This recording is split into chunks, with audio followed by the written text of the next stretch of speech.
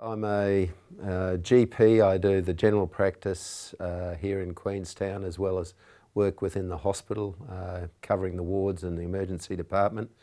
Queenstown is an interesting area in Tasmania. I've been previously in Queensland for the last 20 odd years. Worked locums last year, and this year I've been working in Queenstown on contract and also in some of the other communities. The west coast of Tasmania is a remote area. Although Tasmania is small, the remoteness of this section appeals to me. There's Ochre Health has got 4 practices here at Queenstown, Rosebery, Zeehan and Strahan. The only hospital is here at Queenstown. I do 2 weeks in 5 as it averages out through most of the year, and 2 other experienced GPs work here with me. And we have an additional GP from a pool of experienced general practitioners who work here.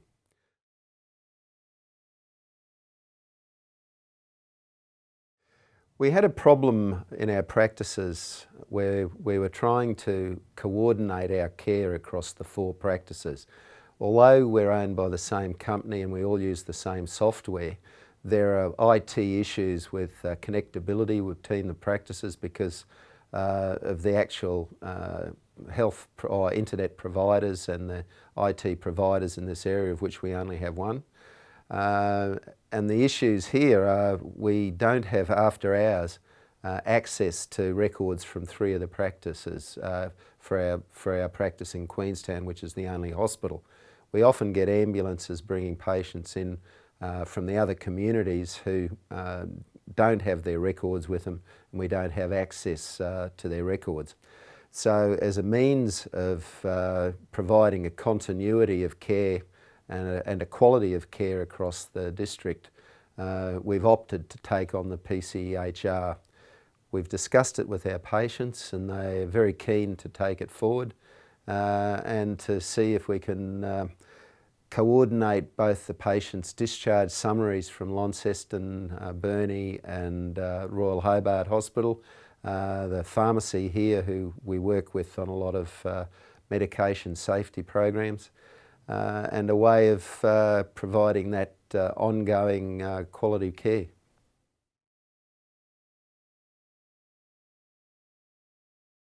The patient population we have has a high level of chronic disease and chronic pain management. We're very interested in having that continuity of care across the 4 communities, particularly Rosebery and Zeehan, who share much more than the others population. Queenstown being the main centre, we often get the acute onset of illnesses within the context of chronic disease. And so it's advantageous if we're managing the chronic disease that we have access to all the information about our patients. Particularly we refer someone through to Launceston or Hobart for cardiac surgery, for coronary artery surgery, in a complex environment of diabetes and obesity. We do need these patients to have an understanding of their disease, and we need to have an understanding of what's happened to them. And we're endeavouring to get most of their information in a timely manner where we can.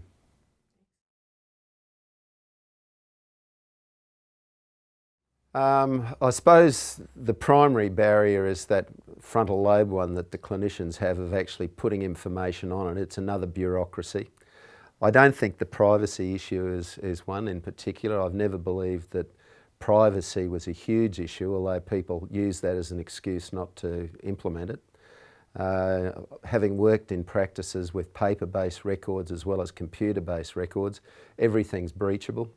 You can lose paper records, you can have people access your computers externally if you don't have the right safety structures in there.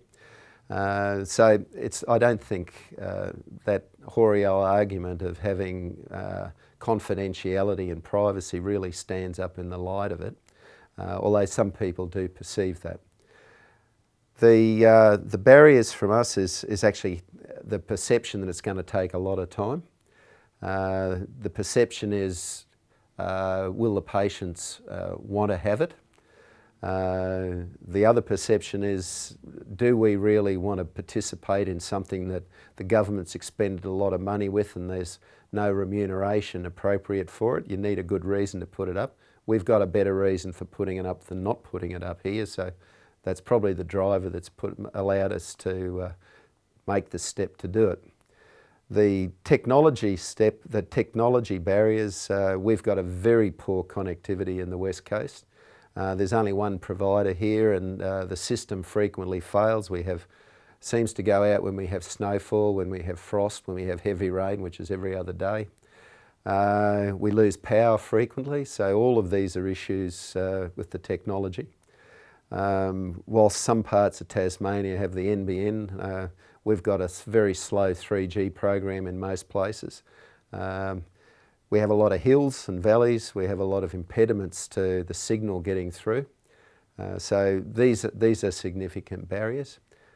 The other things that we do have, we have had some software issues we've managed to overcome, and it is fiddly. You do need a technician who can help you through it. Best practice and the company IT man have worked together over the past few weeks to basically get the bugs out of the system, and there were a few.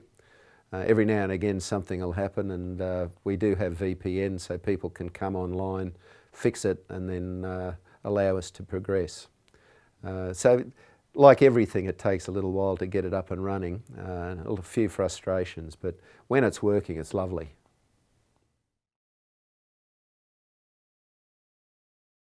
Patients with chronic disease that have frequent attendances for illness really think it's an excellent idea. They're hugely supportive and they say it just makes sense. And they appreciate the fact that wherever they go, this information will be available. The problem with paper-based records, they run out of date, you lose them. This goes into a safe site unless someone manages to breach it and delete everything on the records.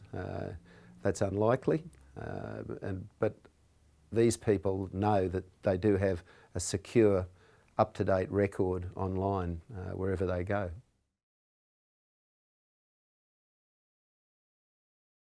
There's not a lot of training involved. We had a session where the staff and the doctors attended an hour meeting whereby we were shown and walked through how you put upload and how you download, some of the quirks of the system, not that there are many. And then we went and had a fiddle with the program and saw that it worked.